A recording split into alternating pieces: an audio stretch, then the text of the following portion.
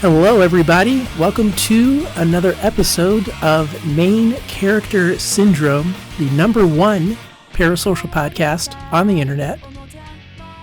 I'm Julian, and we also have the main man, the main character himself, Cheesymanfredo.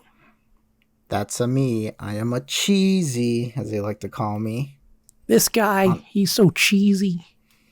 Yeah, I don't even really like cheese too much, to be honest. Oh my god. That's shocking. Cheesy is more of a metaphor than like literal.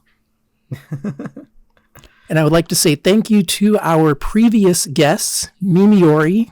You know who that is. And if you don't, listen to the episode she was recently featured on. And please turn up the volume. I did not edit that episode very well, but you need to hear every single thing she says.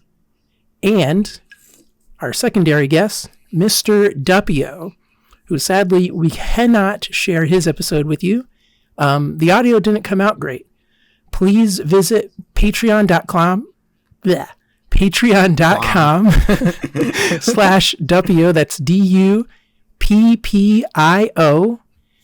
Give him all of your money so that he can afford a high quality microphone and we can get him back on the podcast. He seriously needs a new mic. I mean, it was bad enough his mic like fucking sucked, but he also has a Jamaican accent, so that wasn't helping. Yeah, you got to hear that guy's Jamaican accent. You know, that's like ASMR material. When I bring on a Jamaican, I want you to hear him clearly. You know, I don't want to misrepresent any Jamaican, not like that shitty ass Bob Marley movie that came out that no one watched. Not even me. It's probably good, but anyway, we also have returning guest Cam. There they are. Hello, my name is Cam. I Cam. use they them pronouns, and I am pronouns. Get this pronoun off my podcast. Get this pronoun person. Pronouns. Sorry, I'm anti. It's the only anti I'll ever be. I just do what I can, you know. I look. It's just genetic. It's genetic. I'm sorry. Imagine if like the conservatives start like, we're the anti now. Oh no. The anti-pronoun. The anti-noun. What would be like an anti-noun? I guess if you refer to someone as a concept, but then it would just be a noun, right? Yeah. That would actually be pretty funny because it would muddy the waters in the whole pro-ship anti-conversation. They start to talk. They start to talk in the third person, and it's just as a counter culture. It's like, Derek loves Ben Shapiro angry. Ben Shapiro doesn't like Barbie movie. Ben Shapiro did not have a good time watching the Barbie movie. Yeah, I mean, I guess you're right. They just refer to everything as their name, huh? The Barbie movie could have been better. I think it's fine, but yeah. All right, the quick Barbie movie review. Yeah. You know what? There is something I wanted to talk about. I actually wanted to dedicate a whole episode to this topic, but I might save that for another podcast because I didn't have enough time to do enough research about this guy because I think there's a lot of gold that he's producing and. Wait, don't I have to like say what I do or some shit like that, or people already know, or what? No, actually, no. I don't want anyone to know what you do, Cam. I'm gonna keep you in the dark. This isn't for you to promote, not JK. What do you do, Cam? Well, tell people. I'm an animator and I'm an illustrator. I've worked in different projects here in Colombia where I've been exploited by my bosses to try to like make really shitty animations and video content to appease the algorithm. It's not the best thing, but what I hope one day is to make an actual movie. That's you animate those digital circus TikTok videos, huh? Right? That's what you do. I don't think. Don't they animate Mr. Bean in Colombia? No, I'm not. I don't think so. God, I hope not. So there's a lot of animation that gets brought over here and do as like an abroad thing. Overseas work. from the studios. I think that it's when maybe the Korean studios are a little too not cheap, so they go to the next best thing, which is just the Latin Americans. But yeah, I Like that lady who said she worked for Studio Ghibli. Yeah. Oh God. That's really cool. Do we talk about that? You know her, right? Oh God, I would love to meet her. I would love to. Meet her. You gotta remind people about this news. Like, what was it during during the theatrical run of A Boy and a Heron, whatever it's called? Yeah. The recent Miyazaki movie. Some Colombian lady claimed to have worked on it, right? Yeah, this was like huge news that became like very fucked up, very fucked up, that it was so fucked up news that they start to like appear on United States outlets, and it was like a big moment for like Colombian animation. It was kind of crazy that this lady just kind of made us abysmal for like a while, and it's like, damn. Is this what we're getting famous on? A woman like pretending like fucking animation Tommy Tallarico woman? Is that it? She did Tommy Tallarico. Okay. She did Tommy Tallarico. So this is Colombia, huh? So this is basically what happened. I wanna go through it. This lady has been like for months started to like mention that she worked on The Boy and the Heron, that she went to university in Tokyo for different applied animations for different applied applications. She then got apparently from one of her friends saying like, damn, dude, you should totally work for Studio Ghibli. Your style really reminds me of Studio Ghibli. And I was like, and then she this is the story that she's telling us. And then she basically ran with that and started to like she never did any of that. She never worked, of course, but she started to like present herself. She got like hired right away, right? She found a way to like be featured in fucking college Colombian news. Yeah, no, Colombian news and college panels where people are like discussing and how to like get better at as being Colombians in the industry or whatever. It's kind of crazy. Was she already like doing animation stuff before, or did she just decided to call herself an animator? She just decided to call herself an animator. That's fucking awesome. It's fucking that's crazy. She didn't do. That's way more cooler. That's way more cooler than just being an animator and claiming crazy shit. I think it's a lot more funnier if you're not an animator, because then like the lies become more interesting, because she was saying all this like crazy shit about doing like 1,000 frames. She said that she worked on she said that she did like 25,000 frames of animation, and not only that, she worked on the first part of the movie. So basically the scene and then people like start to like notice her story. She wasn't in the credits. Yeah. She wasn't in the credits. The news outlets start to pick up, and people start to like notice the fact that that a lot of things do not add up, because like she's saying that she illustrated for Studio Ghibli and the movie, like she illustrated. She didn't say that she animated for Studio Ghibli. She said that she illustrated, and not only that, she said that she illustrated 25,000 frames for 10 seconds of animation or something like that. It was like, which doesn't make any sense. Yeah, it doesn't make any sense because do that many frames for 10 seconds. Yeah, 25,000 frames. It's equivalent of 35 minutes, which is insane. She's basically saying that she made a fourth of the movie herself, and it's insane. And it's insane. It's like, instead of like. And she was like in streams saying that beautiful animation of the beginning of the movie. How long did her gist last? You would say.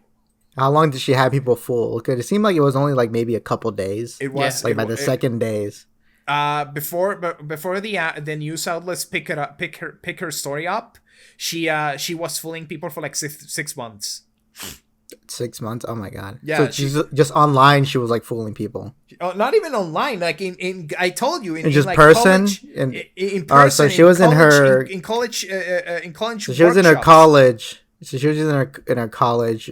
Wait. So she was doing like workshops where she just claimed to be a Ghibli animator. Yeah, she was like going into Oh, work. wow. She was like going, and it's like, oh, go man. meet to this conference done Did by they ever- by I wonder a if genuine Ghibli animator. And yeah, When did they live stream those, or someone recorded those? Because it would have been awesome to watch just to see what she says. Like, how they does she did. tell people to animate? they did. Really? I They just don't- exist. They exist. They exist. Is like, she like, saying like, like wild? Is she saying like wild shit? Like stuff. Yeah, That's is not it like a related at Jordan all? Peterson lecture? Am I going to start seeing TikToks of these? Oh no! It was like God! I they weren't It's like the Sam Hyde tech talk. They never Yeah. like pick up they never pick up any steam, but like they're there because like she's just saying like just presenting screen caps of the movie that are publicly available for people to see, to look at, and not only that, she's like fucking God, I think that she's just showing photographs of herself and at night, saying that I worked on the Tokyo shift at like 2 a.m. while animating. I This worked is at me. the Tokyo shift. Yeah, but basically, What the fuck? okay, like basically saying Did that she like worked. Photoshop herself in the fucking Japanese studio? What did she do? No. She said that she worked abroad. Like she got okay. that she sent her work through the email and or through computer through the internet and shit like that, and she worked at the same time as the animators in Japan, which is like in a completely different time zone, you know. So that's why she so was weird. Like she- why would they need to be working at the same time? Doesn't make any because sense. yeah, well, that many people thought so, and then people picked this shit up, and it became like a huge meme. Like fucking Colombia exploded with this. I wonder if her logic was that she was thinking like, oh yeah, that's gonna make it sound more realistic if I was working at the same time zone as them, because maybe there was no way for her to fake that she went to a trip to Japan or anything, right? So she had to like make up that bullshit. That's so weird. It's so bizarre. It's in Japan. It's far away. No one's gonna check. Yeah. It's far away. Nobody's gonna check. And it's like there's That's a video. awesome. Of we should get her on the podcast. Oh God, I hope maybe one day. God, I speak Spanish, so I could love to meet her. You're gonna hire her for the Josie movie, right? Oh God, the Josie movie. Oh God, yes, sure. She's gonna make so much. She's gonna make. God, she's gonna be her. She's gonna be your second in command. Oh yeah. By the way, I love the fact that she said that her work was loved by Miyazaki, and that when she met Miyazaki's he was aware of her and said like, "Oh, Geraldine, that's her name. Geraldine, your work is fantastic. You have a great at all. You have a great future in animation. From now, if you keep working hard enough." And it's like this is the same guy who told his own son that he was not cut out to make a fucking movie. It's insane. It's like man, I didn't know. Maybe Miyazaki's really into Latinas. Who fucking knows? Maybe. No, he feels if he was, there'd be signs. He would put them in the movie. Yeah. Yeah, exactly. He There would put them. so many, you could tell Latinos in Nausicaa. You could tell what a guy is into by what they put in the movie. That's why there's so many little girls in Ghibli movies. Shut the fuck up. God. Got him. Destroyed him. Just take that, Miyazaki. Oh yeah, I've seen Porco Rosso. No. Studio Ghibli movies are good. I'm joking, everybody. The Boy and the Heron is legitimately a good movie. It is. No, I such bet. a I haven't seen movie. it, and I want to see it. Don't spoil it for me. I'm not gonna spoil it, but if you wanna have like a podcast where we talk about it, we can do it. But I remember that you also wanted me here to talk about another movie specifically. Yeah, I was just about to get into that too right now because I mentioned this earlier. before you rudely interrupted me about your Chilean girlfriend animator story. It's Colombian. Oh, my bad. Sorry. Colombian. I apologize to all Chileans. Not all Chileans. Some of them are kind of sus.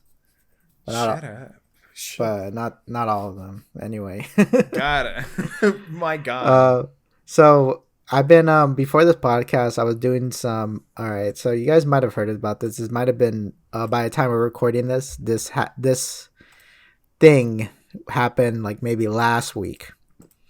And there was this thread going around, a thread made by a guy named Isaac Young, is his name, and he made a thread about Starship Troopers, and he was getting really shitted on. He was getting memed on because it seemed very obvious that he like missed the point of the movie, you know. Yeah. And he did this whole thread because like I'll read the first tweet of the thread, but I'm about to deep dive this guy a little bit. But the first tweet says why the first Starship Troopers movie failed as a parody. A thread.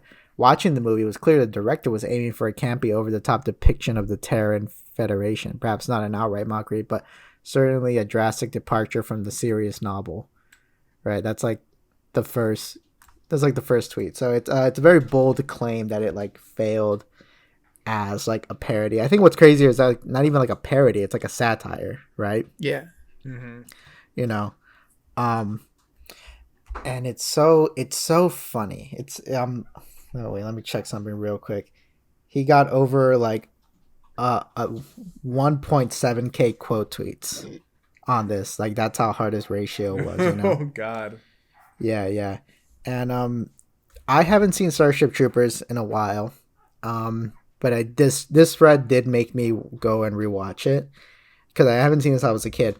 And on the rewatch, I really liked it. I thought it was really good. And what was so crazy was like this guy, Isaac Young, he's claiming that the movie doesn't work as a satire, which is so weird because like the movie is so like, I don't know, because just looking for the thread, it seems like he missed everything that was satirical, right? Or like he took everything that was satirical at face value. Because the movie's so like blunt, like it felt so fucking obvious, right? It feels like he just saw like nobody's making fun of the tropes of a right wing society, like directly into my face. What is going on? Is this? Yeah, like nobody's I think telling he me was that this shit is bad. That's what satire is, right? That's what satire. When people just tell me exactly what to hate in these things, right? Because I'll say this, right? like Cam, I think you're giving this guy too much credit because after I watched Starship Troopers, I went for his thread. I found his he has like a link to his Substack page, and Substack is kind of like it's like Patreon, but you could write articles or whatnot. That's generally what it is. And I read through his articles because I was really deep diving this guy, right? And I'm working on this like kind of Google Doc because I'm amassing a collection of really fucking nice ass quotes that he gives in his article because it's like there's so much like really like kind of interesting things about this guy. Like I'm the kind of guy who's very much interested in like I don't like right wingers or conservative. This guy is he's very like right wing. He's very conservative. He calls himself a part of like the new right, which is like I guess is a label. It's the I haven't heard. It's just alt right. Yeah, well, yeah. It's all the same. It's all the same bullshit, right? But like they're always giving themselves a new name. So this time it's like the new right, and he frames himself, and he's like a science fiction writer, is what he says in his fucking bio, right? Yeah. And he's part of this new collective of like indie right-wing artists who mostly kind of like do things through kind of like online funding, like Patreon or Kickstarter, and you've seen those before. Like they claim their books are like anti-woke and like, oh, don't give your money to fucking Hollywood. Oh yeah, I remember Cyberfrog. Yeah, basically shit like that. This is what this guy is kind of like a part of that. Well, to be honest, it's like reading through his articles, I didn't finish like collecting enough quotes to kind of fill a whole like episode, and I might do this on a future podcast episode. to just fully deep dive everything he's saying and to kind of like paint the picture of who this guy is. But like reading this his Starship Trooper thread that he made and then reading his articles, it kind of, you kind of like understand where he's like coming from. Not that like, oh, I totally believe what he's saying, but more like, oh, I can see, I see his idiot logic. I see like how a stupid person he is, right? Yeah, he's a dumb fuck, but this is his philosophy that has led him to his dumb fuckery, you know? Okay. Right? Yeah. He has this big thing. He like reading through some of his articles, he kind of has like a catchphrase, right? A catchphrase. Like something he keeps like he like mentions in almost every other article, right? Like in 2 of the articles so far, I've read like a lot of them, but I haven't like done notes on all of them. But like at least in 3 different articles, he says the word, the good, the true, the beautiful, right? No. Like that's the thing that he looks for in his like in his media, in his like in his art consumption. He wants something that's the good, the true, and the beautiful, right? Like that's what like art is supposed to express to him, right? And once you know that, it kind of makes sense that he would miss the point of Starship Troopers, right? Yeah, because everything is so direct on its presentation of what a supposedly utopian fascist regime looks. Right, exactly. That it just completely misses the fact that this is not that this is not supposed to be beautiful. That this is not supposed to be it's beautiful. It's beautiful in sense, but it kind of skips the horror. There's a whole subtext of the society that the movie showcases. It just showcases. Yeah, like like I fucking said.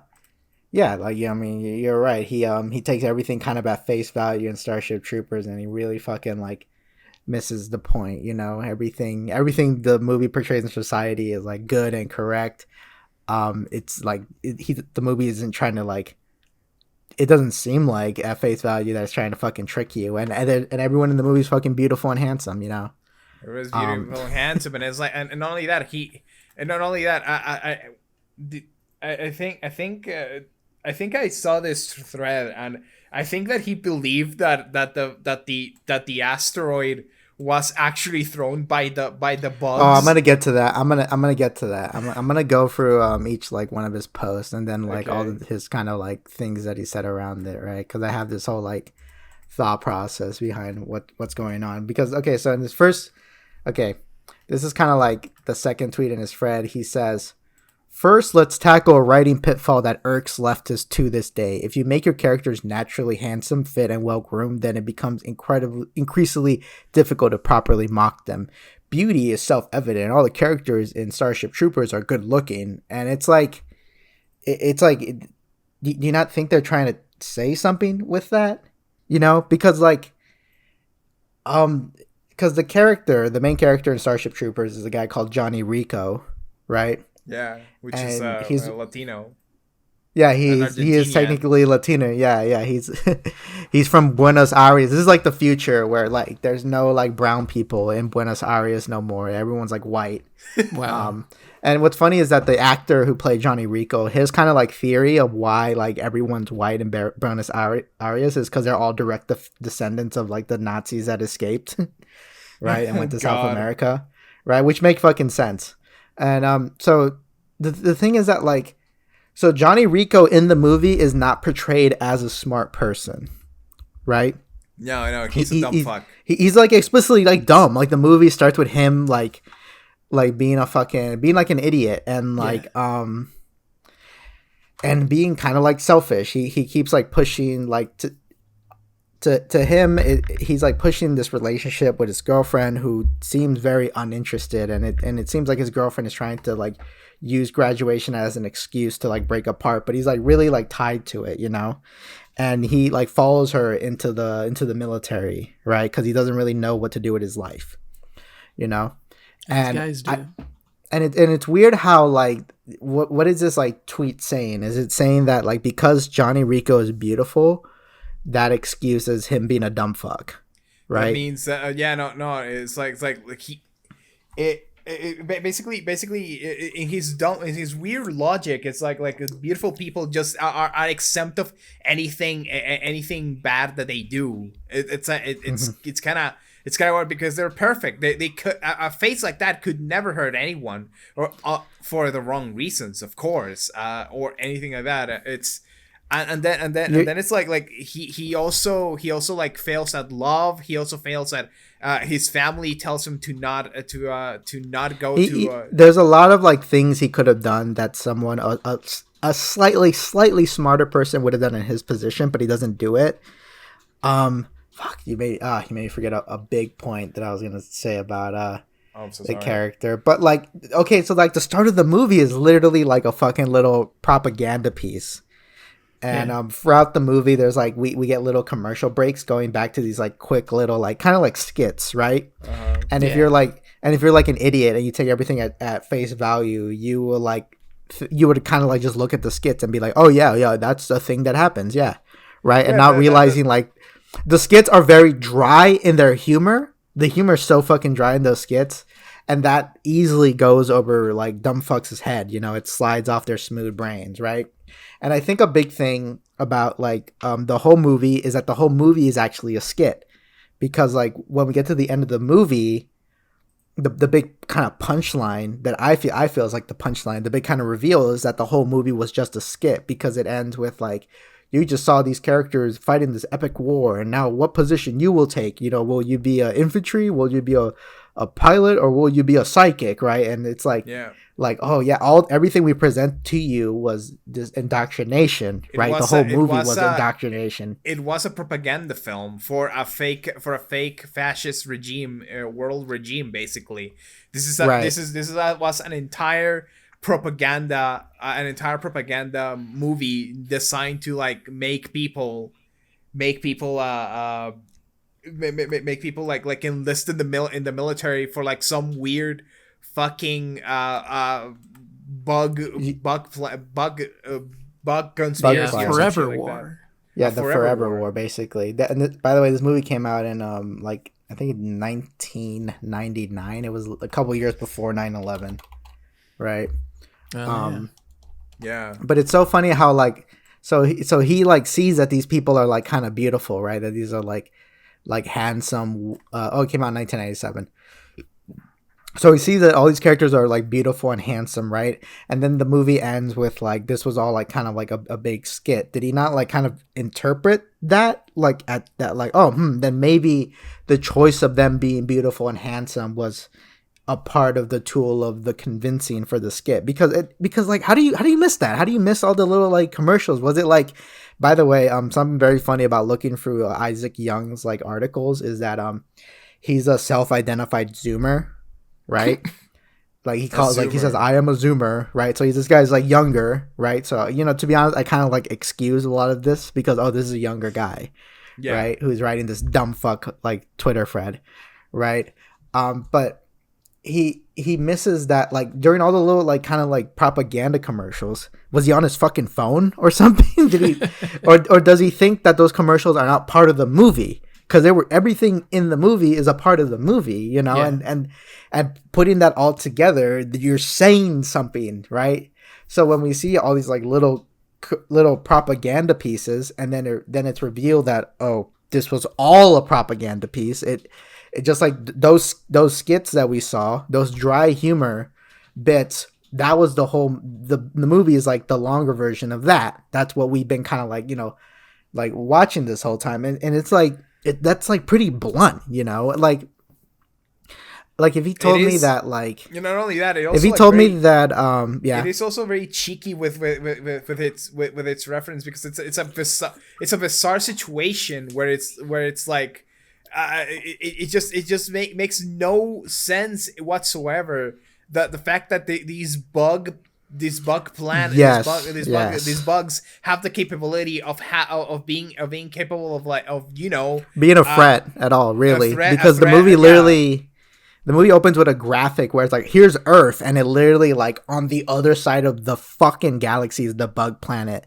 There is no point to fight them. They are on the other side of the galaxy. They don't affect us at all, right? Not And only that, it's like a random fucking enemy. Not even like an enemy. They're just like another species, and like there's no point of fucking fighting them. yeah, But there's like no this movie just there's says like we're at war, and like that's kind of it. That's all the convincing this guy seems to need, right? Yeah, no, exactly. And not only that, it's like the existence of sidekicks as well. Like, there's no explanation for psychics at all. There's no like like explanation. Not even then. It's like it goes side by side with how fascists used to like believing in pagan magic and shit, and pagan rituals to try to like bring out the true Aryan race, and it was so bizarre because it's just insanity to try to portray a narrative to try to go into a forever war like Julian said. I think I think what's great, what I like about the whole psychic bit of the movie, and thank God, this movie is so good. There's so much like subtle things about the movie, like you have to really think about it, and maybe Isaac Young was on his phone, who knows? But like for like the psychics, it's crazy how like the Neil Patrick Harris character, he like says that his psychic ability kind of only works on like smaller animals, right? And he can only control his ferret, and he can't control humans yet, which is the whole thing about like, oh, the propaganda piece is how you control the humans, right? But like, how come never in the movie they thought of like using psychics to control the bugs? What does that tell us about the bugs? The bugs aren't fucking animals. They're not lesser creatures. They think they have like they're as conscious and self-aware as a fucking human because we can't psychically control them, right? But the whole movie wants you to dehumanize them because they keep drilling in you. Oh, these are just like animals, and then they have traits that resemble animals from like our Earth, that we consider lesser than us, right? But like, see, that's why there's that subtle implication throughout the movie that they're losing the war because they keep like underestimating how smart the bugs are, right? And that's like those, it's all subtle, right? It's very subtle that like, oh, they can't control the fucking bugs with psychic abilities because they're not just bugs, right? They're their own fucking species of people and whatnot, And like, not only that, it also contradicts the fact with how with how like at the end, like, oh, it was you who made me go to save my girlfriend, right? As like the Neil Patrick. Yeah, like he gave him at the end when he goes through the other hole, and then he's all like, oh, it was you who gave me that psychic knowledge, and he's like, haha, that's confidential. I like to think that he was just fucking lying, really. Yeah, he was fucking lying because it doesn't matter. Insane. It doesn't really matter. We never see great displays of like psychic abilities from the Neil Patrick Harris character. Even like the end when they captured the brain bug and he touches it and he's like, it's afraid. And it's like, it's obvious. Like looking at the thing, obviously it's fucking afraid. Right. But like it's portrayed as like, this is a thing. It's not even like a fucking victory really, because the war keeps on going. Right.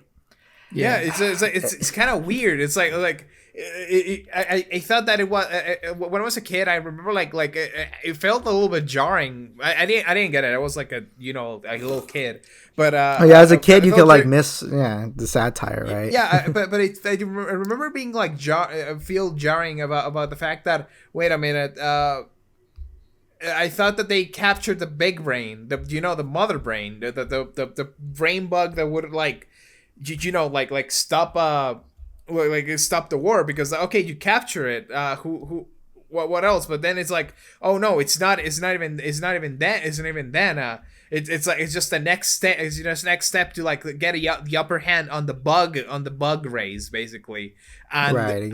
and just keep sacrificing more people, and it's just, there's so much like subtlety.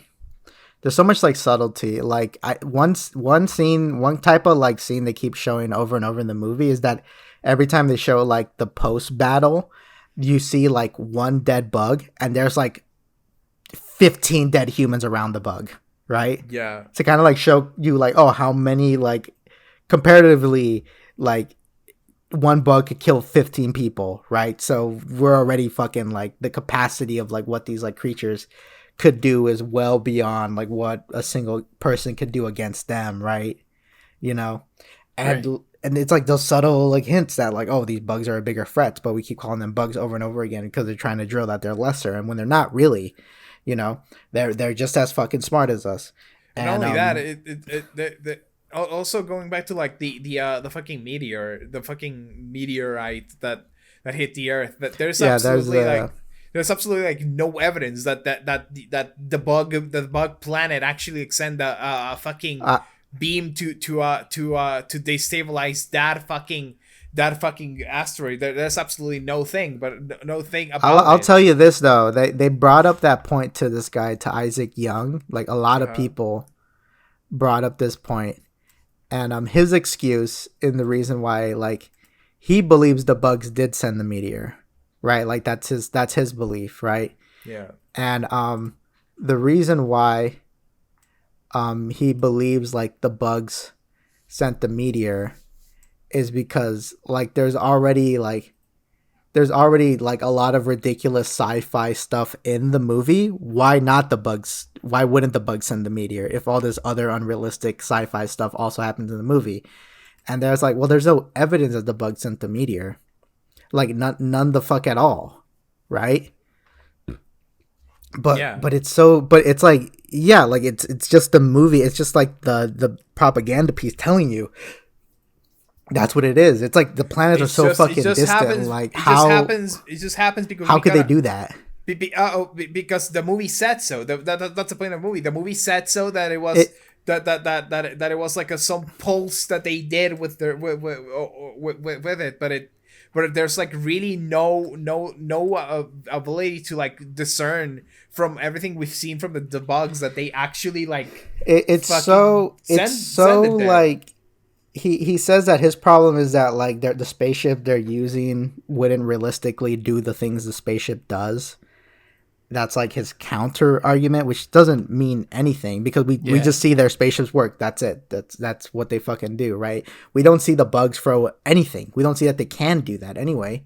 It's so, but he's just like so hung. I think like, I mean, unironically, this is the whole he got caught up in like the fucking like propaganda of this, you know. So like he's so fucking like he's willing to kind of like, you know, come into the propaganda with more good faith, I guess, right? He you know, he fell for Steelman. He fell for the fake propaganda, basically. Right, like even in this this one tweet that we were talking about, like where he's talking about like, oh, you can't like make me like you know, think you're making fun of anyone if you pick a fucking handsome person as like the main character. You can't properly like mock them, right? And like if he said that, like if he said something like, I relate to how dumb Johnny Rico is as a character, because like I can see that. I can see people like saying like, oh, Johnny Rico is a lot of guys, you know, like a lot of guys are like Johnny Rico who are like kind of idiots but they're good looking, you know, or just being an idiot is enough. You know, there's a lot of like really good looking characters who ugly people say they relate to because they're just idiots, right? That's like the thing, you know. And but it's so crazy because like the idea of like something being beautiful is like beyond fucking subjective. Like how am I supposed to hate like Gaston in fucking Beauty and the Beast? He's so handsome and like buff and good looking, you know. Basically, right? It's just a bizarre way to look at media. You know, I also say that like you're not even supposed to hate the Johnny Rico character. You're actually kind of supposed to like, you know, pity him a little, you know, that he's because like everything in his it's used by pretty much everything. It's Federation shit, you know.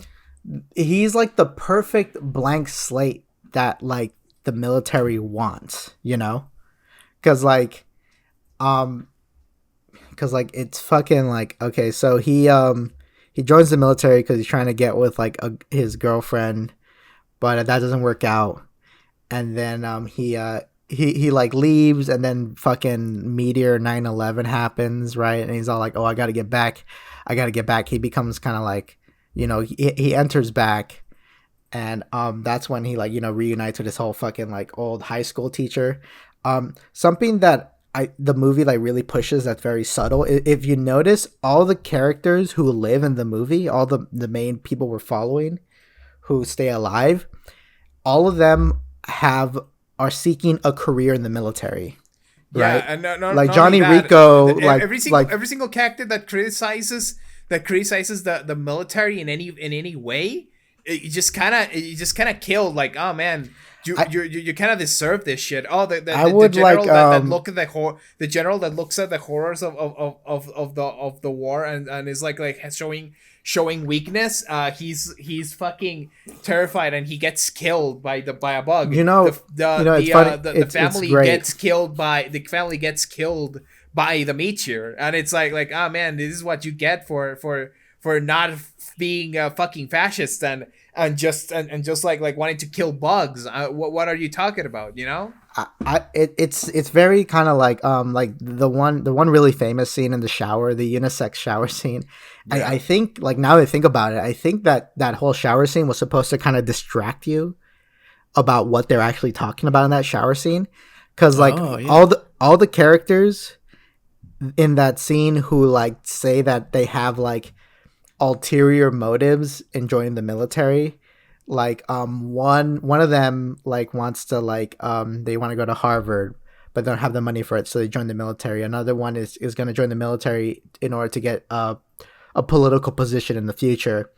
Another one says they say that like they need a license to get pregnant in their government. They need right? they need that. It basically says that it's easier to get a license to get to bear a child if you basically are from the military, which is a fucked up thing to do. It is really fucked up. Yeah, exactly. It is bizarre. It is bizarre. Like in the beginning of the movie, it just kind of swayed in as like a monologue. While the character Rico is making like googly eyes at his love interest, where he says like, what is the failures of democracy, or how there's a lot of scenes where like you're distracted visually by something else while another character is saying like these horrifying things about like the system they live in. Yeah, it's like oh right, that's like all on purpose. Yeah, like exactly how like why a citizen, a civilian cannot vote, but a citizen can, and it's like a citizen is a person that and to them like the citizen is just a person that works in the military. So it's just insane that is only a few people can actually vote to steer society toward to steer society into the future. It's really fucked up. It's a fucked up world, and nobody and because they do not show any famine, they do not show anything bad with the society, because that would be like a weird thing we never like propaganda see film. We never see like neighborhoods, like, oh, it's perfect, it's a perfect society. Fascism works, actually, says the movie that's a parody of fascism.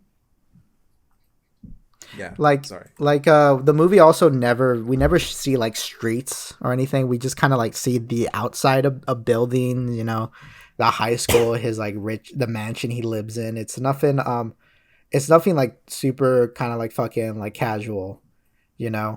And the whole line with the whole like what's a citizen and what's a civilian, like the whole movie is basically Johnny Rico's transition into like, because at the start of the movie his teacher asked him like, oh, what's the difference between a citizen and a civilian, and he gives an answer, but it's just something he just remembered. It's just him repeating something he heard, right?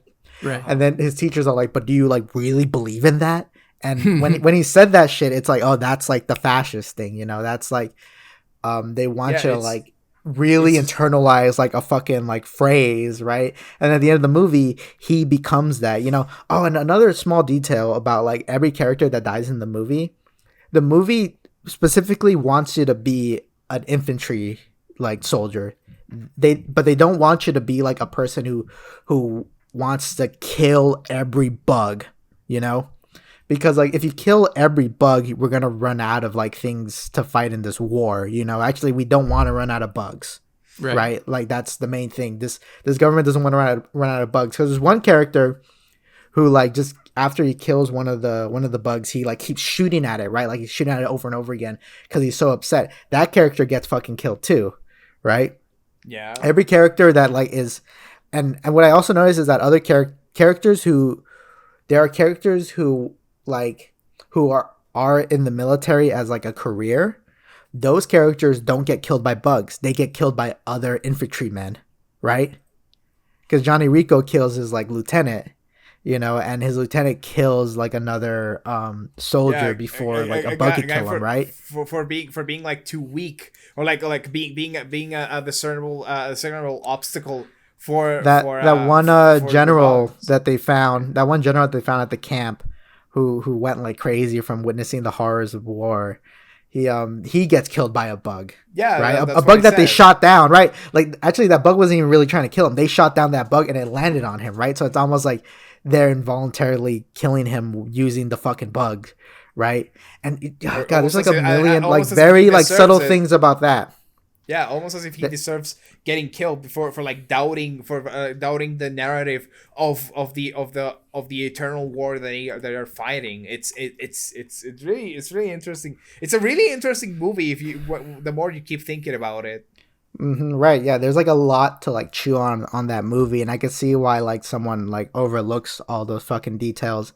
And what's so crazy is that this Isaac guy, like, he just kind of sees that and be like, oh yeah, you know, that's true. Yeah. I mean, good, right? Like, he doesn't even like question, like, he doesn't question the choices that were made and like what the choices might be fucking saying. Right. It's a bizarre thing to have, but it makes sense why conservatives like want this movie to like be genuine and not be a parody. Yeah. They really want it because it's like, because it kind of wants it like, oh no, this is not a political movie at all. I just really relate to the fact that I see my opposition as worthless bugs that are trying to be a parasites on my own country, you know? Like those, if they had their Mexicans way and had the skills, Latin Americans, they would make their version of this movie, and it would just be that. No, they already did. They made their version of the movie. It's called The Triumph of the Will. Oh yeah. Yeah, it's called fucking Birth of a Nation. That's the name of their versions of this movie. That's what it's called. Birth of a Nation is just this movie. Yeah, Birth of a Nation is just this movie, but actually just being genuine about it. Like they just hating black people. That's it. I'll let me go through his other tweets too, because we do cover like we did kind of jump and like cover some things he talks about his other tweets. But in this other one he brings up this extends to the overall Terran Federation as well. We see clean, beautiful streets. Life seems good for Rico in his polite high school. This is a far cry from the crime-ridden, drug-addicted cities we know today. Where are the homeless encampments and the ghettos? Well, like, I mean, he misses the point that he goes to like a rich high school. He comes from a rich family. Yeah, and right? There's people who of course he's not gonna see like the fucking like ghettos or like encampments or anything, and we don't even really get to see like the streets at all. Like we don't see, but it's implied that there's an inequality because there's people in the military that wanna that have to be in the military if they wanna like reproduce or go to Harvard or go to any place. Well, those are also middle class desires. Those could be like middle class people too, but like also there are actually, you know what, there are moments where you do see the streets and it's in those little like propaganda ads, but like, you know, the fact that like all those like ads are very like there's like a sense of dry humor to them. Like can he not see the obvious like satire of having like clean streets and that like does he take a clean street as face value and not like see everything around it like that connects to like fucking like, oh, you know, they want to show you a clean street because they want to convince you this is all good, right? Do you not see that whoever made this movie in universe has ulterior motives? Guys, right? It's too good to not be true. It's yeah, this guy good. Like takes everything at like face value, you know. Yeah, it's so like, God, the biggest thing is like, oh, when we see like the psychics come back later and they're in full Nazi uniform, like come on, like come on, buddy. Come on. It's true. The psychics are like Gestapo style Nazi uniforms. So it's insane how like people just think that these are not that these are not that this is not a political movie that absolutely has like nothing to do with politics, and it's just like, oh, it's just an invasion movie. Just have fun and turn your brain off.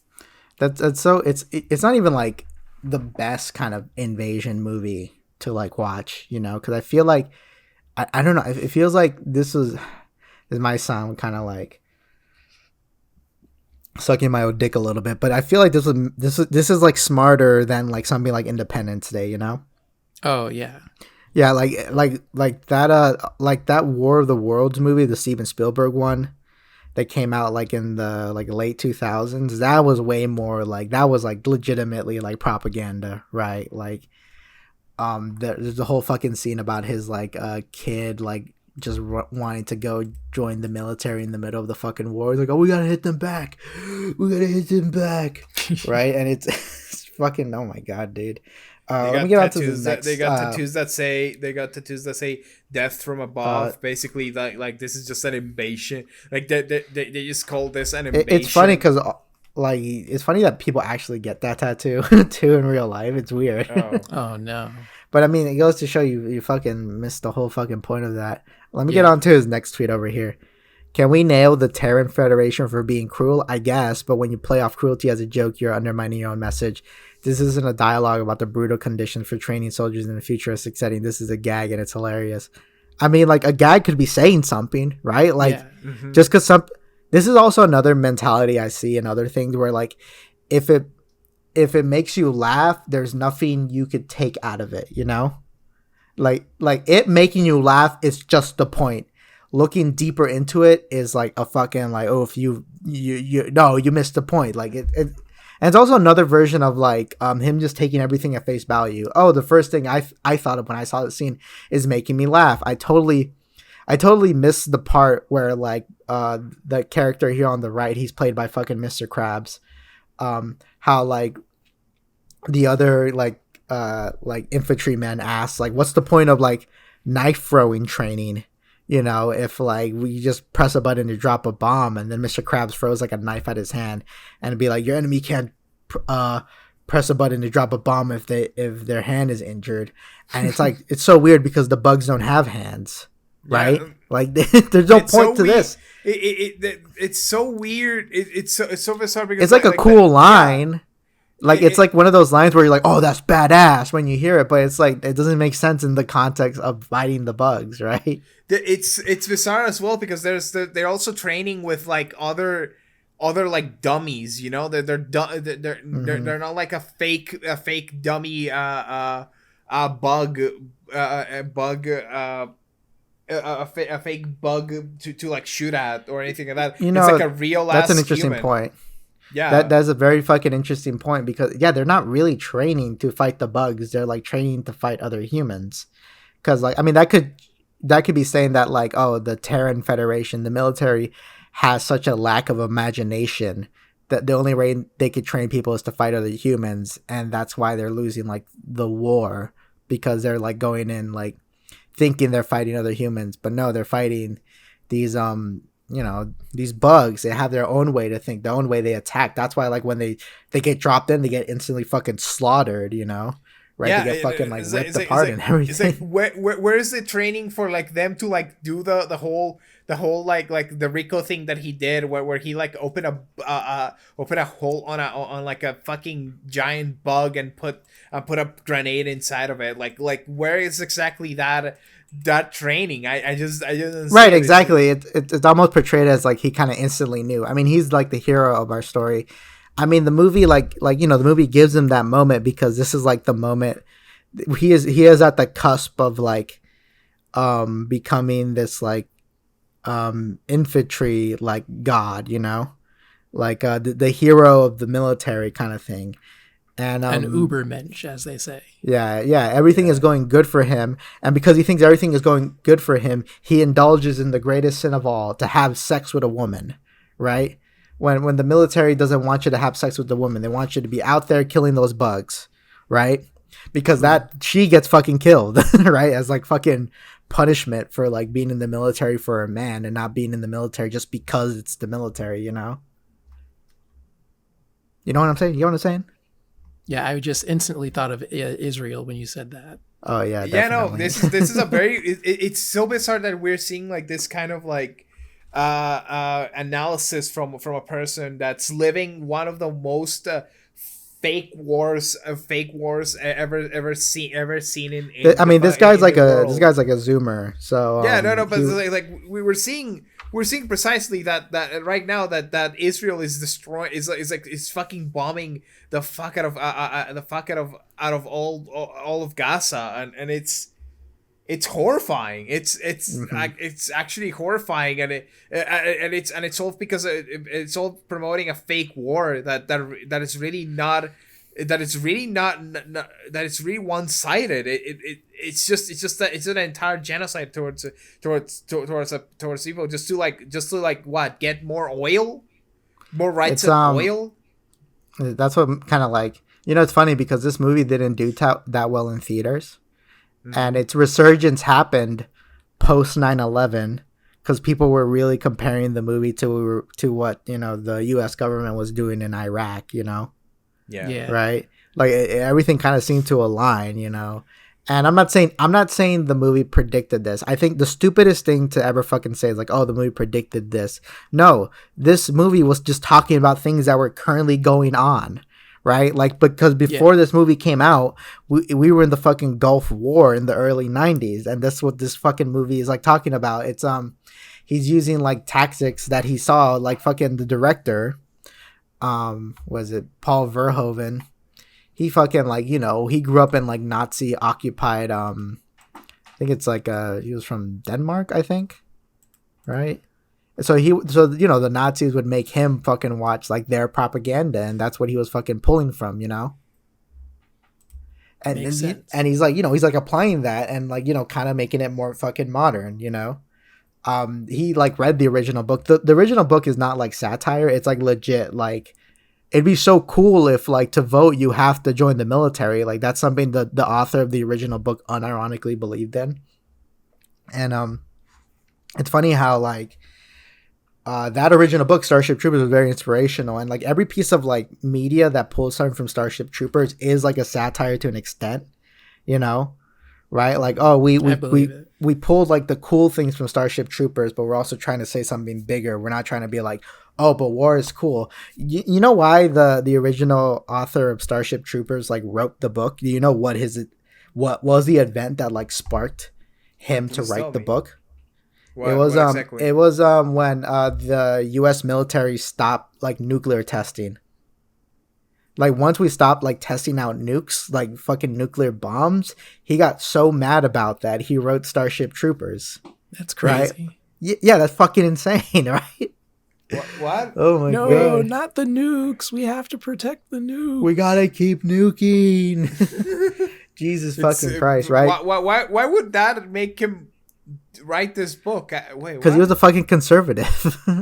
Because he thought the nukes did keep nuclear testing his base. We should always just have a bigger bomb, you know? By the way, a bigger bomb is like a warm blanket over your entire property. By the way, do you guys know that there's like 5 Starship Troopers movies? Yeah, yes. Who cares about the other ones? I'm not watching those. I saw the third one and I thought, something's wrong. I think you just need one movie. That's it. You just need one movie. Right. Yeah, I mean, one and done. The first movie is pretty good, to be honest. Okay, but so let me talk about this next tweet he made over here. Okay, all right. What about the critique of comparison? Perhaps the enemies of the Terran Federation have a better system. Oh wait, no, they're bugs. I've seen people generally argue that the bugs are supposed to be sympathetic, but they're still bugs. I agree. The bugs aren't supposed to be sympathetic. But like, you know, that's the point. You know, this piece of propaganda doesn't want you to sympathize with the bugs. You know. Yeah. Not only that, it's kind of bizarre because they're just animals. To be honest, it's like well, no, they're not animals. They're their own like civilization. Ah, okay. I thought that they were because they're smart enough to engage in like warfare and like because they do a lot of like very clever like this scene where the screenshot is from. The bugs have trapped them and they lured them into a trap. An animal can't do that. Okay, I thought they were like I thought that it was like a thing that the movie portrays them animalistically, No, right? I thought- they're I thought- I vicious thought and they that- rip you apart. I thought that it was that it was just a way to like that the movie is trying to make you believe that that these creatures that are just completely animalistic or are actually like just sentient, and it's and it's kind of ridiculous that people are like because I thought that helped like the thesis of it, because it's like saying like, what if we suddenly like think that wolves are like the enemy, it's like I think one way to look at it is that Mhm. you could approach all of the scenes with active warfare as like exhibitions filmed for the purpose of the propaganda. Even if they dress it up and edit it the way they do, you can't like remove the actual context of what's happening. I think I thought you were gonna go to the. I think I agree with that one, Julian. But I thought Cam, you're gonna say that since this is a propaganda piece, that it in universe that these bugs aren't that actually that violent. Like the portrayal of the bugs in the movie are over exaggerated, right? That could be also true, to be honest. Right, yeah, that could be a possibility if they chose like everything too particular, like the most beautiful people are winning, right? Or the bugs are they're animalistic. There's so much terror and awfulness of this of these people. Is like I feel the portrayal of the bugs is like a caricature of the actual like aliens they're fighting, right? Like that could be it, right? Like that could be something they could be saying with that, right? It's like they could like portray them as being like just more animalistic than they actually are. To be honest, it's like because they're dehumanized. If this is basically a propaganda film of an universe of an alternate universe where we've seen bugs, I think what's interesting too is that like this tweet is what's so awesome about this tweet is how he kind of like when he says like perhaps the enemies of the Terran Federation have a better system. Oh wait, no, they're bugs, and it's like you're falling for like the propaganda, the fucking like the government in Starship Troopers wants to just think that these are just bugs and that's it. And it's because they think they're just bugs, that they're stupid bugs that we could step on, is why they keep losing, because they're undermining the fucking enemy, And only, right? Like but that goes into like into the contradiction into the contradiction of it, like they're dumb useless bugs, but they're also like winning against us. It's a very bizarre contradiction that really doesn't make any sense, and it's well, that's one of the characteristics of fascism itself. Right. Yeah, exactly. You portray your enemies as like they gotta be like stupid. They're insect, they're animals, but also they gotta be very formidable. Like they're violent and whatnot. All this shit. It's all part of the propaganda. It's all part of like they have to be like stupid, dehumanized, and complete pansies or complete completely dehumanized and not a threat. But they're actually just as threatening if you do not check up upon them. It's basically like how conservatives dehumanize LGBT people. Like, these people are dumb pansies and completely bizarre and stupid. But they're also absolutely evil and malicious, and they're in control. They're in control of everything. To, like, control children.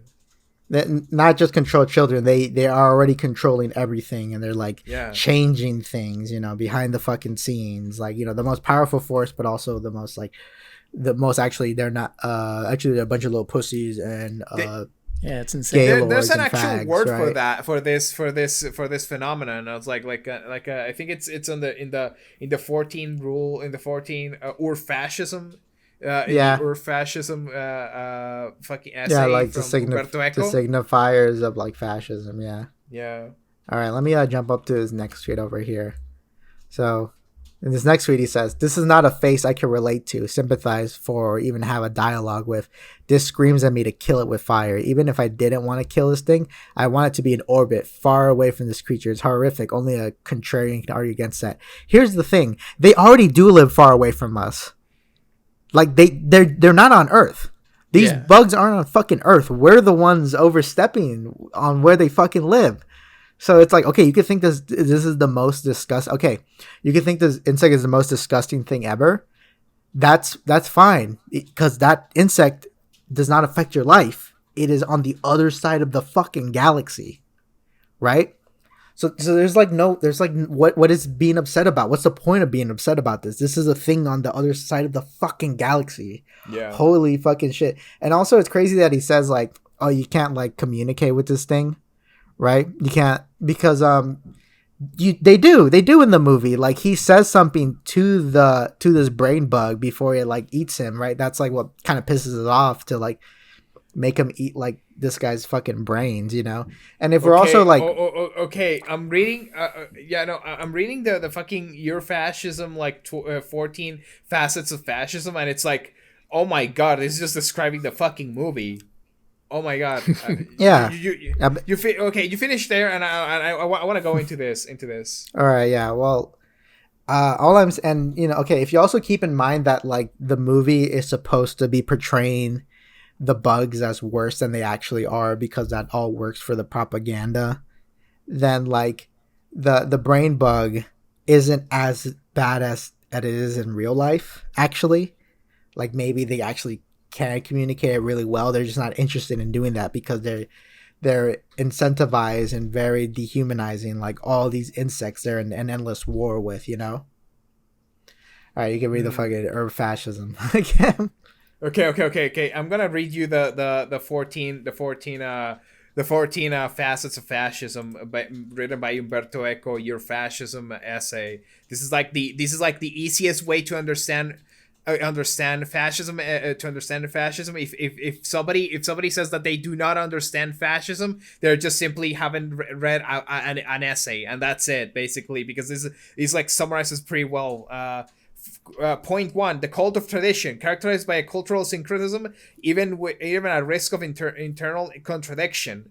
So it's just they follow it's basically like it's just like believe because you gotta believe it, you know. It's kind of it's like it goes into the first movie, into the first part of the movie where right. It's like, do you believe this shit? No. I bet there's like a fucking video essay or like fucking like wisecrack video that goes through every one of like the lines in fascism and compares it to Starship Troopers. I 100% bet that. Like I can picture it in my fucking head, because this is the kind of videos they would make, right? Like, oh, we're taking the actual like analysis piece from something and like putting it side by side from like a movie that they're talking about, right? Yeah, rejection of there's the point 2, facet 2, the rejection of modernism. They have psychics basically. So it's like they do not believe, even though it's a advanced society, they reject modernism because they still like believing that in culture and fashion and fucking psychics. It's insane. Yeah, no, I see that. I mean, Facet 3: the cult of action for action's sake. You know, it's like makes sense. The endless war basically. Disagreement is treason. Basically, anybody who disagrees with it gets fucking killed in the movie. Right. With the military, it gets this. Facet 5: fear of difference. You know, the bugs are different. They must get killed. You know, that's it. Appeal to the frustrated middle class. The kid, he doesn't know what to do with his fucking life. Yeah. Yeah, he's frustrated. Like, oh, should I seek love? Should I seek this? The movie keeps saying no. The movie is like anti-love, actually. Like the movie is not interested in you getting into any kind of fucking relationship. Your relationship, you're married to the fucking military, motherfucker. That's like what this movie is pushing. Facet 7: obsession with a plot. The hyping up of an enemy threat. The war, right? Yeah, that makes sense. How many more of these are there? I'm on 8. There's 14. Oh boy, let's speed it up a little. Okay. Facet 8. Fascist society rhetorically casts their enemies as the same thing, too strong or too weak at the same time. Yeah. Facet 9. Pacifism is trafficking with the enemy. It's like anybody who gives a chance to the bugs, they basically like get decimated. Fast attempt, contempt for the weak. Any person that is weak enough to they get shot by other people of the military, like we see with the general guy. True. The sergeant. Facet 11. Everybody is educated to become a hero, like we see with the main character, how he is. Facet 12. Machismo, with how he has to be the biggest and strongest of them all to overcome everything. Facet 13. Selective populism. The people conceived monolithically have a common will. Distinct from and superior to the viewpoint of any individual. It's kind of like we all fight together for this for like just the eradication of this. And number 14, newspeak. It's basically it's a new way of language, which how they call these creatures, these alien creatures, bugs. Right. Even though like, for example, if you think about it, bugs they're not really bugs. They're like things. They're aliens that look like bugs. Why are we calling them bugs? Right, because bugs is like a slur. Like it's one of those really like old school slurs, right? Probably. No, it is. This book was written in the late 50s. So yeah, they're calling this is newspeak in that universe, basically. Right. Exactly. It's cool. Anyway, that's about it. I just really want to go through the 14. See, this is that was easy. That was so easy to read all that. I don't know what Hot Diggity Demon's problem was. I don't know why. Oh my God. He was like I don't know. I don't even think I know the definition of fascism. Haha, no one does. Yeah, I bet you, dude. No. A white straight guy doesn't know the definition of fascism. I'm surprised. You just gotta look into Wikipedia. Yeah, I'm not happy that he decided to slanderize Goofball in that way. Surely Goofball knows what fascism. It doesn't make sense in universe. Goofball is smart enough to know what Goofball is kind of fucking weird too. I remember the line where Goofball says like, "I'm more worried about the rise of Marxism," and I'm like, "Where, motherfucker? Where is the rise of Marxism?" Oh, it's just teenagers on Twitter. Teenagers on Twitter have Stalin in their profile picture. That's wow. Dude. No. So cool. Nice. Oh wow. Name me a fucking someone in a position of power who's a fucking Marxist, dude. No, actually, Vosh. Vosh. Vosh is oh god, the political enemy. Oh my god. Bosch. Right. Okay, so let me fucking all right. His last tweet on this thread. Yeah. But I'm waiting for it to load. Okay, I'm going to read it now. The only thing you can really critique about the Terran Federation is the propaganda and incompetence. But when everything is so slapstick, it fails at landing a serious point. These guys are badasses in a funny movie, not a warning about the dangers of fascism. God, it's so like he just took everything at face value in that movie, Yeah. I feel like, look, there's something... There's a statistic that I thought was very interesting, and part of me felt like, I should have been aware of this, but like, the people who are most likely to be like Christian or Catholic are the people most likely to believe in conspiracy theories, right? And the whole thing that it's trying to like illustrate is that like, yeah, if they could easily believe that there's an invisible guy like dictating everything in their life, of course they could fucking believe that like lizard people are Jewish and they eat babies, right? And it's so funny how like, yeah, he just takes everything at the fucking like space value. It does say that he's like a devout like Catholic in his bio. There's nothing wrong with being Catholic, but like, it makes everything make a little bit more sense. Some of my best friends are Catholic. I was raised Catholic. So something interesting about it is that this whole how he takes everything in face value reminds me of how the statistics about how children will look at commercials and not think it's a commercial. You know that? Yeah. It's This like, guy is a this guy- Zoomer, so he probably still thinks like yeah, that. this I guy is unironically fucking believe baby that, probably. The Cocoa Puffs bird wanted my Cocoa Puffs. He believes that all the people on the TV live in the box, right? And when he turns it off, he's killing them. Oh my god! So like, yeah, this guy is a real piece of work, and I'm gonna like really just read all of his articles on his Substack because they're really interesting. They really paint a very kind of interesting kind of like person, you know, because something I won't talk too much about like what I got for his articles because I want to save that for another video. But something he talks about is like he wants there to be more like right wing media, right? Oh, And yeah. like and it has to be media that's like the good, the true, and the beautiful, you know, right? And it's like he wants to limit that all into that little fucking box he's painted, and Which is so strange. I wonder if this is what I wonder. I wonder if he probably would have just liked Starship Troopers anyway if he'd never heard anyone call it a satire. I wonder if he'd probably just like it. It'd be like, oh, this is base. This is cool. This is what we need. We need more right wing media like this, you know? It's kind of like when I was a kid, I thought that Ace Ventura was an action movie. And then I learned who Jim Carrey was.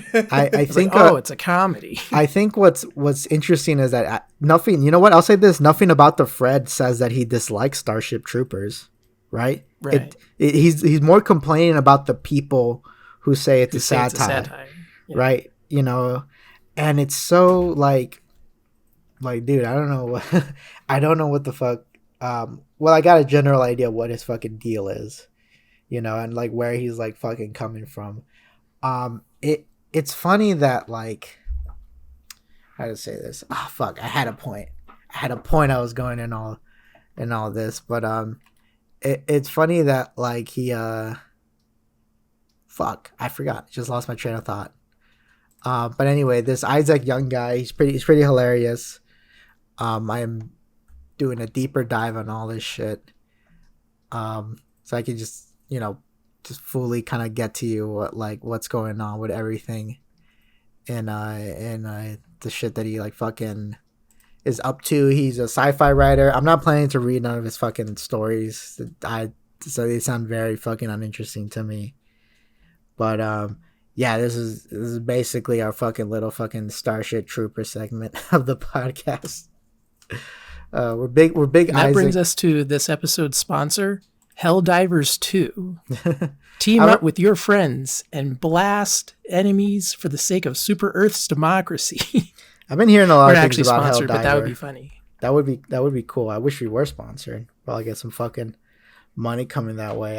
I've been hearing a lot of Helldiver talk because of the Starship Trooper stuff, or maybe the Helldiver stuff was happening before all this like thing. It's kind of like the same in terms of time frame. Like people probably thought of Starship Troopers when the game came out because the marketing, the way the game is set up, it's basically Starship Troopers without the plot. I think I was ruminating about like what a proper sequel to the first Starship Troopers movie should be, because like I would want them to do a sequel where like they just ignore all the other fucking movies, like that shit didn't happen, whatever. There should be a sequel about a guy who joins the military because he watched Starship Troopers, right? And then like, this is what like their universe actually looks like, because the first one was just a propaganda movie, and this is what their the things in universe actually look like. And when he meets the bugs, they're like different. They aren't exactly what was portrayed in the fucking propaganda. They're actually like more humanoid. They're actually like way more humanoid, and like have more can actually like some of them can actually speak.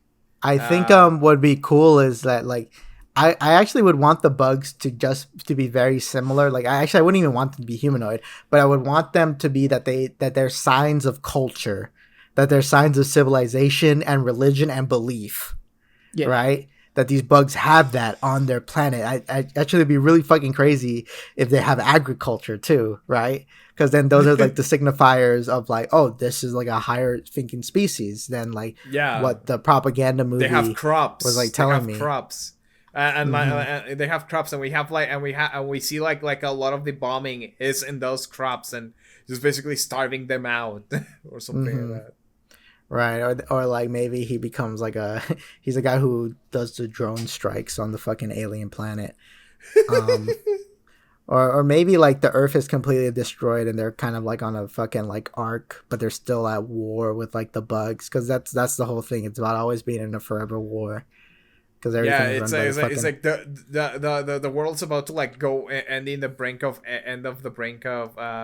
it's in the brink of destruction. They do not or maybe they do not like they do not have anything escape. The rich people are trying to like still get more money. They do not care, so they promote the further war to extract something from the planet and get as much money as possible from it. It could be kind of like it could be kind of like Doctor Strangelove, where it literally ends with like the world being destroyed. Maybe. I fucking love spoilers for Doctor Strangelove for all of you non-movie watchers. yeah, spoilers for Doctor Strangelove.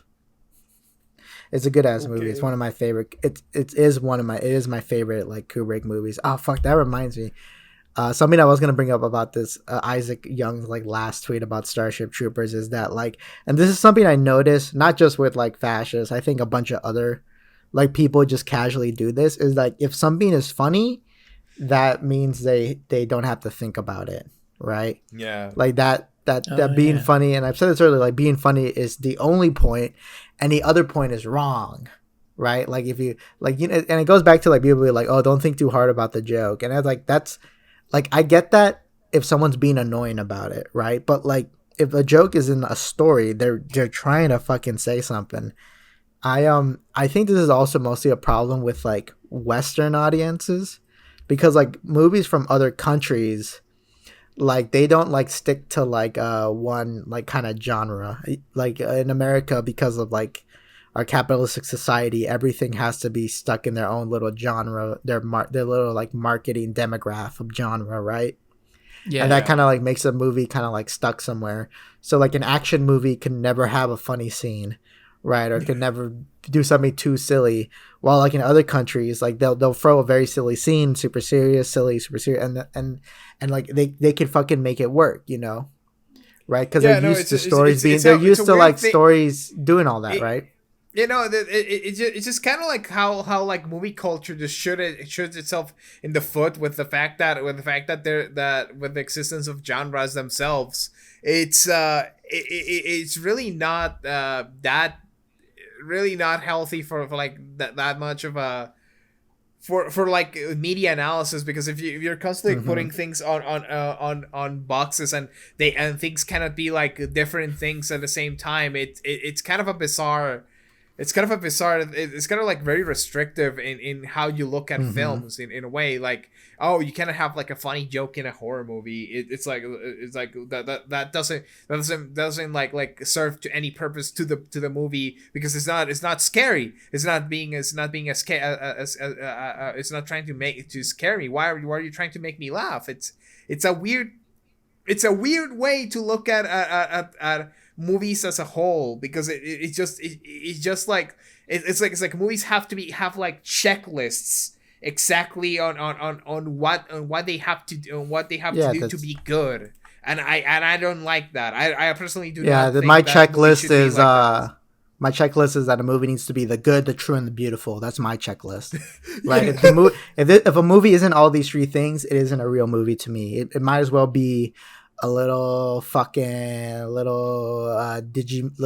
Tamagotchi screen or something. Imagine trying to find the good, beautiful, and true in a Serbian film. The good of a Serbian film is that it could have been longer, but it wasn't, so that's good. The true is that Serbia is a country, that's true, right? And the beautiful is that I think the mom was pretty hot in the movie. She was Oh hot. shit, he did it. Boom, there you go. I Oh did my it. God. Look out, Oh my Isaac God. Young. Isaac, yeah, boom, just destroyed Isaac. Actually, I want to hear Isaac Young's take on a Serbian film. I'm gonna my reach out to God. Isaac Young, and we're gonna do kind of like like the frenemies, like how Ethan Klein had with Trisha Paytas. Yeah. I'm gonna do that with Isaac Young. We're gonna do a podcast where he's gonna be the right winger. I'm gonna be the left winger, and we're gonna talk about movies, right? And just people are gonna throw movies at us. Oh and my we're gonna God. give Yeah. our Oh fucking my God. takes. I would that'd pay be to so watch that. that'd be, oh my God, you can do like one of those fucking YouTube shows where they put like we put like leftist and a right winger in the same room and they to debate each other and shit like that. I wouldn't want to. I don't want to debate Isaac Young. I'm actually It low would key, be like red low letter key, media. low but key. their I'm kind of brains a are fan. like- I'm like a fan of Isaac Young. Like I'm a fan of his articles. I enjoy eating them. I get such a kick out of reading his fucking articles. I think they're great. I love the way his mind works, and not because I fucking believe in it, but because I think this is a very this kind of person is very entertaining to me. Right. And I think I wouldn't fucking debate him, because what fucking debate would it be? You're stupid. No, I'm not. Boom, the debate is over. Oh yeah, that would be very God. boring. Right. No, I internet I debates seem think- like so weird in a way. I don't fucking know, they hate feel- like internet debates suck ass. But Yeah. what I think is kind of interesting. Sorry to all Bosch fans out there. Yeah, sorry. Bosch fans have been taking hit after hit recently. I don't want to talk about that though. Everyone fucking that shit's so annoying. But Yeah. I would want to talk to him. I think it'd be kind of interesting because there's some like the fact that I keep reading his articles means there's something there, right? That means there's like he's good at like doing something, right? It's new information presented in a digestible, readable format. It's He not has a talent insane. to like It's just he- wrong. He has a talent to put his thoughts into paper, but the thing about it is he has no capabilities of media literacy. It's literacy. Something It's is just very bizarre. exactly the lack of media literacy and how he has to and that's the thing. A lot of not just conservative, but a lot of people they lack media literacy, so they have to make up for that in some way, right? And there's different ways people do that, and I think I think with Isaac Young, his kind of way that he makes up for it is that he's a science fiction writer. So to him, that gives him fucking credence that he's smarter than he actually is, Me describing Kingdom Hearts to my dad. So you see, Sora is a Jesus analog, and Goofy represents the indomitable human spirit. Definitely. Yeah, that sounds like Isaac Young, actually. I don't even know what he'd think of Kingdom Hearts. I don't even know if he plays it. He is a Zoomer. So we'll see. Add that to the list. Right, exactly. What the fuck was I gonna say? I was on something. You see, I don't believe Ansem is actually evil because he's so handsome. I don't think the Xenomorph Queen.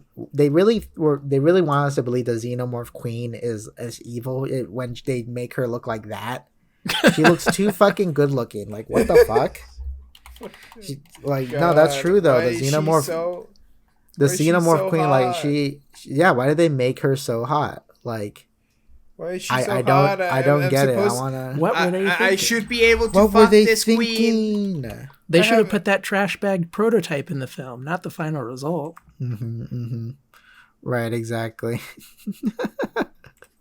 I fucking love Xenomorph Queen porn. They make her look like that, and they want me to hate her. I don't know, buddy.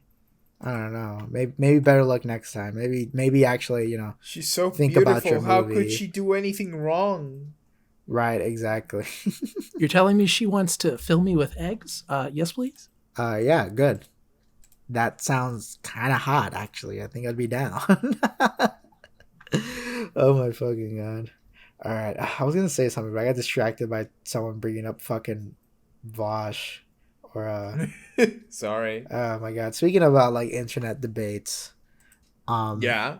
I mentioned that, I guess we're still on the topic of Isaac Young, but he seems to label himself in this part of kind of like the indie new right. They're trying to create a new, their own pop culture, their own art, so they could rival Hollywood and its woke agenda, right? That's like their kind of mission statement, right? You know, Good luck and they're with constantly like, yeah, good luck with that, buddy. And they're constantly like crowdfunding like things, you know. And it's so funny because all of them like suck each other's dicks, right? And I think the thing I've been mostly seeing from like indie like right wing people is like comics, like they'll like I was thinking about drawing this into a meme where it's like a right winger is all like, huh, it's gonna be like in right wing indie superhero comics be like, and he's all like, huh, this is the superhero that's gonna destroy woke Disney or woke Marvel, and it's like the most generic superhero you ever fucking seen. It's the most uninspiring design ever. Cheesy, that's just Cam in America. Yeah, Cam in America. Or what was that other one? Isom, yeah, Isom. Did you know that he lost the rights to the name Isom? Oh, wow. Really? Because he never fucking trademarked it. Oh, so someone just came and said, actually, that's mine? Well, there was like I think a church with the name Isom, and they had the name, and they like sued him. So they settled out of court and whatnot. So he has to like rename the comic something else. He couldn't have like brokered a deal with them. Like, here, I'll put some of your church propaganda in the comic. I mean, I don't know. Like, God, it's so funny because I think that like, and I'm gonna give a piece of advice, and this is like for left wingers, right wingers. It doesn't matter. Just make like a good story. That's it. Don't focus on like, I need to promote my my side's agenda. No, don't do that. That's fucking stupid. Sometimes that works for people, but not always. And, you know, most of the time it doesn't. Like, because there's nothing worthwhile that comes out of the fucking right that is just, like, pure, like, agenda focus at all. Ever. Right? You know? Because it always detracts from anything that could conceivably, like, fuel the creativity. Yeah, exactly. Or they're just so, like... The best right-wing stuff is the stuff that's entertaining first, and then when you start digging into it, you go... Oh, okay. This is low-key fascist, but I liked it. Like, bizarre. Yeah. Like, I mean, I've been in scenarios like that where, like, oh, there's art that's like very fashy, but I like it because I feel like the art was the priority, right? Like, here's the thing: don't prioritize like because your art. You never have to worry about putting your agenda, your message into a piece of work. Because the art already there. Yeah, it's already there. The art already represents you. So you doing that, it lives inside you. By trying to put it there, you're overthinking it, you know? Yeah. And that's like what's like, you know, fucking detrimental to all these fucking stories. Like, God, every time I fantasize about like, I bet I could write like a right wing story. I bet I could write a really good one too, that like pushes all their fucking values like really well. And because I just think they just fall over their own fucking steps, you know, and it's so fucking funny. I think that every time I tell people about a comic that I'm working on, because it centers around a lot of kind of pro-conservative traits, like the way they do news media and a lot of like promotions of like how information is disseminated publicly and such. It's not pro those things, but it's a prevalent part of the story. And so I could see someone having the wrong takeaway. Cheesy, I think that you cannot like write a right wing story, to be honest, because like we already said, you're not right wing. You're not capable of doing that. Okay, first of all, Cam, everything is possible with the power of God, okay? And second, okay. As a devout Catholic, I think just convert I'll say this. To Catholicism now. I'm seeing you. Right. I mean, like, I'm seeing you. I mean, like, there's been a lot of like very like popular movies that have like a right wing slant, you know, like Dirty Harry, or fucking that's like a good one.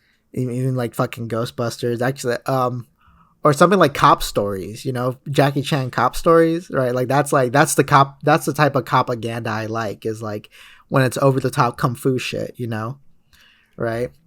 It is like kind of possible, I'm the kind of guy who never like I see people say this a lot, where it's like, oh, why are superheroes woke now? And they say that inherently, like, woke, the superheroes fight for social justice, so it's been woke since the beginning. But I don't believe that. I don't think that's true, because like there is this like right wing belief about like taking the law into your own hands, right? Like that's something a lot of like conservatives really like. Vigilantism. Tony Stark would never go woke. The idea of like the idea of a superhero is very much a very individualist endeavor, and that opens itself up to like right wing beliefs, right? I'd say it's more like lefty to like have a superhero team, Yeah, it's like where people can vote and exactly what to do and shit like that, or because like Batman, I'm sorry, like even though like Batman started like just a guy with a computer and just like try to do all the shit, like it just evolved into like a vigilante that really took law upon his time. I mean, he was always like a vigilante. Like that's the thing I don't think anyone. But it really fed itself into that zeitgeist of that could profit from a right wing point of view, or and even Arrow canonically, or at least in a lot of instances, Green Arrow is like a rich guy who. Green Arrow is more like pro-capitalist than Batman. Wait, Green Arrow? No. Green Arrow is like explicitly liberal. What are you talking about? Wait, yeah, Green Arrow is like what? Green Arrow was like the superhero that like made Green Lantern realize he's racist. I have no idea. I was just fucking actually Julian. That's what I was. That's what I actually fucking did right now. Okay. But like I think. If I were to write, like, let me finish the thing about Batman. It's Batman wanted to be like Batman is a billionaire that is like the more crazy that the stories became, he had to have more money, and it's just bizarre that he has like this much money and he's not doing anything with it to help with charity, or like he could easily solve a lot of things with that kind of money, because right. but he's instead like using it to like build a massive satellite station for the Justice League. It's just it became like less about the cool fighting crimes thing, and just became like way more sad with time, to be honest. I think and that's like that's like the appealing part to someone a little bit more like right wing, right? Like that one comic where they wrote in, oh, actually Bruce Wayne totally invested in a social community fund, but guess what, it didn't work because people are just guys evil. Who weren't him were abusing it, it wasn't going to the poor people. I think something is that like my thing is that like if you're gonna do the whole Batman acknowledging that he hasn't really changed anything with his war on crime, that's fine, but like you can only do that if the story you're planning to tell is the last Batman story, right? Because if you make him like arrive on that conclusion and then he's still fighting crime, it makes him look bad. There's like a bad taste afterwards, right? Yeah. So I'm perfectly fine with like episodic Batman shows where they never acknowledge like Batman doing that he could do more, or like they have, or sometimes like, I mean, most like Batman shows are very fucking liberal. I remember there was like an episode in the animated series where like a homeless person asks for money from him and he gives him money, and then more of them see him and he's giving out all his money, and he realizes like, oh, I can't giving all these people money isn't enough, and like a single tear comes out of his eyes, right? And it's like the that's just framing it as that, oh, this Batman's a very kind of like neoliberal Batman, right? So he's never gonna like get to the wider conclusion of like him fighting crime isn't really changing much, right? And that's fine. You They can didn't write those really stories. touch on it in that the Batman series. He's kind of just like a party guy for the entire show. It's fine. It's fine to write like Batman like that. It's fine to like write a story where like Batman Forever, episodic, not Batman Forever the fucking movie, right? Yeah. It's just that like, but if you're gonna do the whole Batman acknowledging these like wider systemic issues that his like individual crime fighting habits don't really fix, then like there's no point of doing that unless you're gonna finish the Batman story, right? And they never do, right? It's just kind of like it's a trapping of like, oh yeah, this was always meant for fucking kids. This has always been meant for fucking kids. These are that's meant for what like Alan little Moore has young been. people. That's what Alan Moore has been saying for decades. Right, exactly. And God, he's based for saying that. God, another coin in the Alan Moore was right all along jar. Cool. God. Another hair in his everlasting beard. Right, exactly. Yeah. Exactly. That's what I've been fucking saying. Every strand represents a good opinion. It's so bizarre. It's so bizarre how like people see Alan Moore when he just keeps like being right about everything. It's just insane. I feel like I've been having a lot of trouble like trying to merge the ideas of like something like a battle shonen with something that's like socialist. I feel like that's kind of like hard to do without like stumbling. You have to like really, I think it requires a little bit more thought, because like a lot of like specifically like battle shonen, a big focus is kind of like individuality or how strong one specific person can get, right? Yeah. And trying to tell those stories where it's like I think it's like tough if you're gonna just have like one main character. You need to have like a wider set. I mentioned this before. I've always had kind of like I never really liked it when people said that like, oh, One Piece is very like socialist, right? I even saw like someone say like One Piece is anarchist, and I'm like, no, there's still like their crew has a hierarchy. There's a captain. There's anarchy. No. The whole thing of anarchy is that it's trying to defeat the fact that the fact of like unfair hierarchies. The straw hats are not really it's not an unfair hierarchy because everybody is an individual that decided that to work on it. It's like what Alan Moore also says is that when people achieve true individualism, they realize that they're better off as a collective, and they decide how to organize themselves, and that's how the Straw Hats have decided to organize themselves with what Luffy says. So I don't think it's that much of an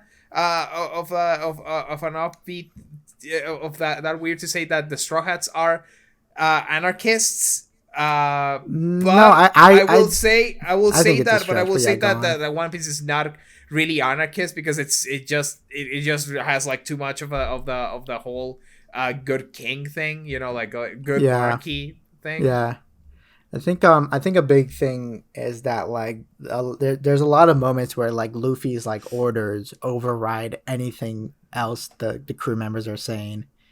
Right, and like there is moments where like the crew members are deliberately like saying like if what Luffy says go, it's go. Like Luffy says jump, I jump. Right, there's like a lot of moments like that, and it's interesting when people say that like they wonder why conservatives could get into One Piece. And there's like a lot of there's a lot of stuff like that. There's a lot of like idea of faith in like One Piece. There's a lot of moments about like praying for Luffy to beat up a guy.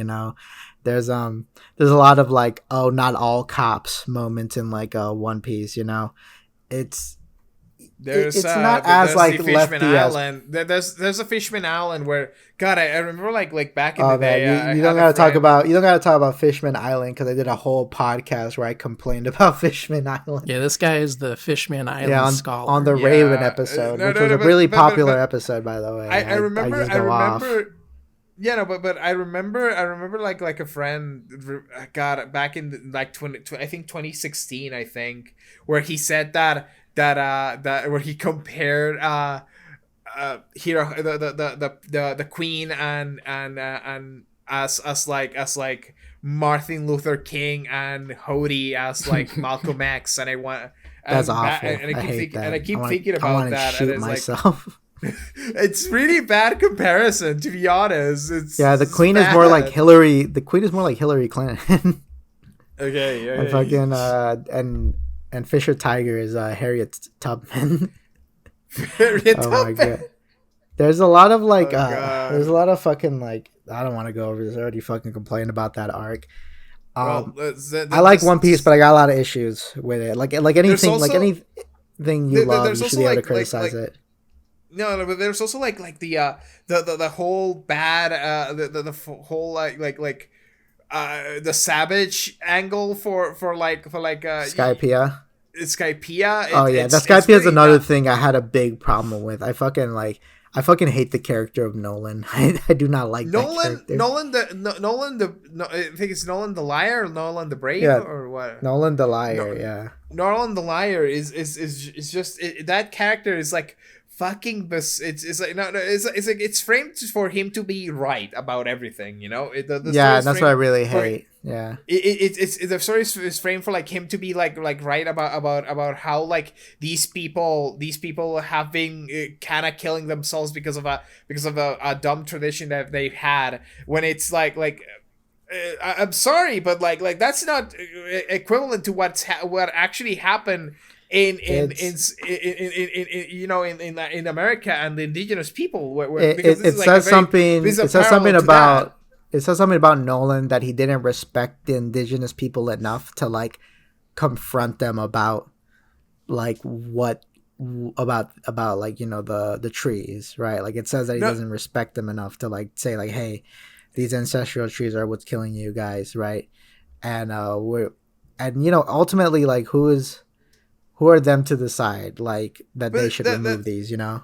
no, not even that. It's like if you compare it, like if you compare it to like the indigenous and the conquistadors, the I mean, that indigenous should never people know happen. more. The indigenous people. Are you telling me that the indigenous people who have lived there for like millennia wouldn't fucking notice that a tree's kind of poisonous? I think like like I think this is it's just a weird thing to like to frame it as it's just framing like indigenous people as savages, and somebody from who's bringing science and technology is teaching them to be less savage and less stupid, like enlightening them, and it's not a very good frame, not a framing, really good look, and hopefully live yeah. action One Piece could fix it. Am I right, guys? Hopefully, who knows? I Hopefully. don't know. I Hopefully. Yeah. Well, I don't want to talk too much about fucking Skype and all that shit. We're getting close to the end. Is there any topic you wanted to talk about, Cam, before we like Any you know, topic that I can think is there of. anything you really want to talk about? Because you were eager to jump on. I don't know. I just You, I wanted to like talk about Starship Troopers. I wanted to like talk about the whole Colombian Boy and the Heron. I guess I want to talk about the Boy and the Heron, but unfortunately you haven't you watched haven't it, so seen it. I kind of like talk to you about it. So Have you it's seen it's fine. have you seen I guess Godzilla -1? I haven't seen Godzilla -1 because guess what, Cheesy? It's not in Colombia, and I doubt it will get here to Colombia. Yeah, Unfortunately, it's really good. yeah, that's what everybody keeps telling me about. I think I like Shin more though, personally. Shin Yeah. is great. I I love love that. That's Shin. like that's my first Godzilla movie, and it's well, no, actually not. It's my second Godzilla movie. My first one is the American 1998 one. It's but which is bad. It's horrifying. That shit is just military propaganda. Wait, It's which kind what of Shin? no. The American movie. Oh The yeah, the definitely. one in Yeah, Egypt. Yeah. I was complaining about like the shitty ass like a video someone made about it. Godzilla. Compared to that American Godzilla, -1 is like Minus Oh, boy. one is like the most accessible Godzilla movie for like a major audience. Because Yeah. earlier I mentioned about how like something specifically that a lot of like foreign films do that like Western films don't really do is that they allow themselves to like not be boxed up in a genre, you know. And Right. so minus one will have like dramatic scenes. They'll have funny scenes. They'll have romantic scenes. They're all over the place. You know, it feels like an actual film. Like, oh, it has it all. It's got action, frills, love, romance. It has that all in that movie, right? And I think that's what like makes True. it's very kind of old school in that kind of way. And it's been so long since I've seen something like, oh yeah, this feels fucking like Hollywood, which is why I think it's so appropriate that like I can't wait to see that it the got an black Oscar. and white cut. Apparently, everything was graded specifically like- to facilitate that. Nice. What I like about Shin Godzilla is, I mean, this is because Shin Godzilla is the one I watched. Is that it's very much like showcases the failure of the Japanese government to take action, and I feel that this is fantastic. Like, this is just exactly how bad they treat Godzilla as basically a force of nature, something that was irresponsibly done by created by Japan, and not taking well and not doing well with Japan, and it's like actually the work of thousands of people like trying to figure out a component to this to like deactivate the radiation in Godzilla that I think, actually saves the day. I think you'll like it's minus fantastic. one because there's a lot of that, but like from a working class angle. Well, yeah, I guess it's just more like I guess this is more or less of a working class angle, and this is like just In Shin Gojira, general they're society. specifically like kind of like bureaucrats, right? They're like specifically like people who work in the system. who save the people who save the day. It's just like the organization of the of all the branches of government, and the scientists, and the people, and the people like going to put the going to put the fucking goop inside Godzilla. Yeah. Yeah, it's a team effort, and I quite like it. It's a collective. Yeah. And I like that. I will probably like minus one though. So I don't know. It's Yeah, like, you but gotta check that I out. will have to Just wait until pirate I it. get to pirate it. Yeah, I will. We gotta pirate get it. -1 to Colombia. Hashtag -1 Colombia. Hashtag -1 Colombia. Minus Minus one one Colombian. Like I want one less of them. Oh God, is it me? All right, yeah, it's you. Yeah, die. But all right, I think we're close to the end. I think I spent all my energy gushing about Isaac Young and his fucking his analysis wait. skills, the way he interprets things. It expands my brain. It really does. His beautiful mind. His beautiful mind. Yeah, also he wanted does have a beautiful mind. I agree. I also wanted to talk about how they're like making Karen from SpongeBob hot now. Oh, I forgot. Yeah. I forgot. She's to always talk been about hot. that. Hot take. She's always been hot since episode 1 that she Yeah, first I would appeared in. love a computer wife. Oh, a computer wife. Oh God. But she's You should gay in draw this one. She's like draw some porn bisexual. of Karen. You'll probably blow up if you do that. Yeah, probably. Probably. Probably, right? Exactly. Probably I will do. Probably I Let's can give do that the old college try. Okay. You listening to this episode, you try it too. Okay. Let's see who can get Okay, to 5 okay, million. we'll see If you listen to the end of the episode, comment please more Karen porn. Please, God. please.